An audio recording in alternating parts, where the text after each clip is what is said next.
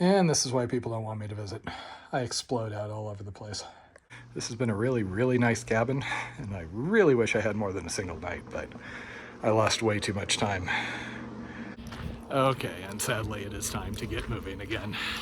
The problem with being in like a nice accommodations is it makes it really hard to go out and freeze my butt off again. So this is Twin Lake. I got in yesterday afternoon. My parents arrived around 2. We drove over to Leadville to eat because there's only one restaurant here and it wasn't open. And then stayed in the cabin overnight, which was really, really nice. Got to visit with my parents, which was nice because I haven't had much human contact in the last week or two. And now I am getting moving towards Monarch Pass. And there my parents go. If the video footage looks any different, I am on an iPhone 14 Pro Max now. Yesterday I was on a 13. In addition to a food resupply, that is a brand new sleeping pad, which has been kind of overdue. I'm hoping it's going to insulate enough where I'm not forced to grab an air mattress, because I really don't want to have to go to an air mattress. I'm bad about popping those. The last few nights were also cold enough. I've now got down pants and down socks, in addition to my 10-degree sleeping bag, because as I've mentioned, I don't think it's going to get any warmer for the duration. I had intended to get going at 10, but it's now 11 o'clock. As usual, I talk too much. So there is some new snow from last night up high.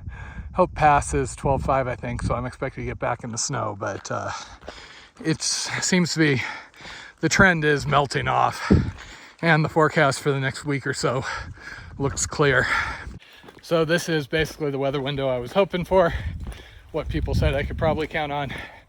I am still needing to make time to get across the San Juans into New Mexico, just because when winter hits, it could hit hard. Theoretically, doing the Creed cutoff should put me back close to my original schedule if I hadn't been taken down by COVID. So that is still the plan, unless I suddenly turn into a superhuman here.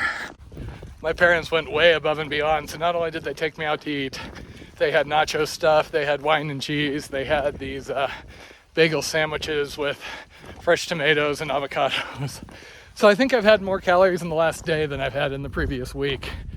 They live in this part of the state, so the plan is they're going to drive out to Monarch Pass, which will be the next resupply in 4 or 5 days, depending how this next section goes. And then from there, I probably won't see them until the trip is over. So the big choice this morning was, did I want to do an extra mile or two, or did I want to do a boots off crossing? I decided to do the boots off crossing, because that extra mile or two is walking along a road, and looks like most of today is just going to be climbing up that canyon. Like I said, Hope's Pass is at 12.5. So you might wonder why, if my parents are just a couple of hours from here, we went through the expense of staying in a cabin or hotel instead of going to their home. Quite frankly, that's just for my benefit.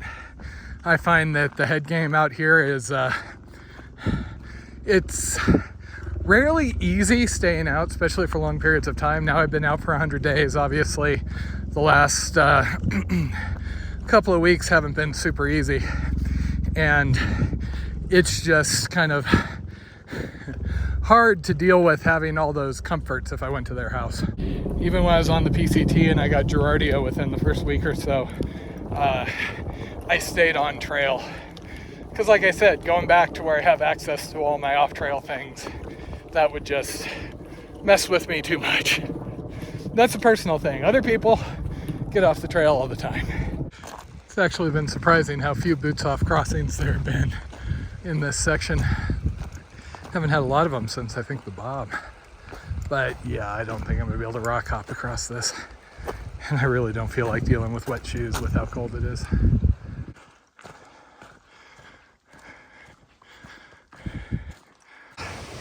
I swear, every time I think I'm feeling better, I start up the hill and then it kicks in. And this is a 3,000 foot hill in 4 miles, I think the sign said.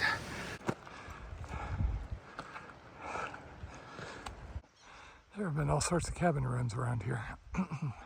Most of them hadn't had a roof, so no use to me.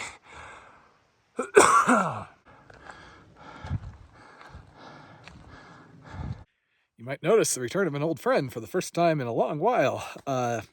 The lightning port on my iPhone 13 was busted, and they couldn't fix it because I would have had to clear the phone, and I had footage I needed, etc., etc. So that was one of the things I've been most excited about getting the new phone, is I could once again use headphones. I could have used Bluetooth ones before, but I have yet to find a pair of Bluetooth headphones that can hold up to the abuse and the water out here, and that has enough battery life, because I got to be able to listen to them, 10 plus hours a day.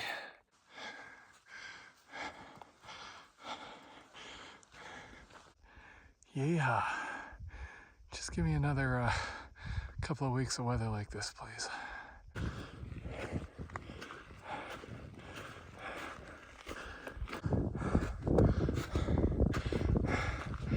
Yeah.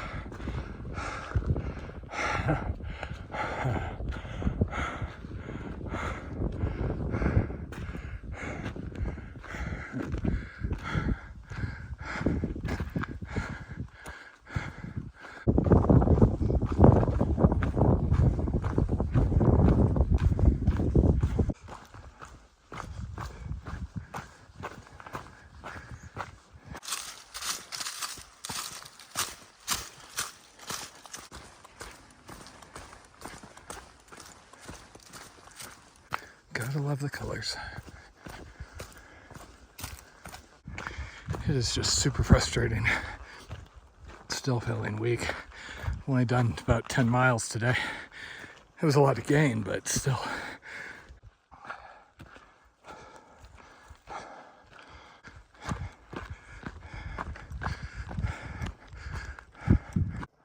All sorts of mining camps around.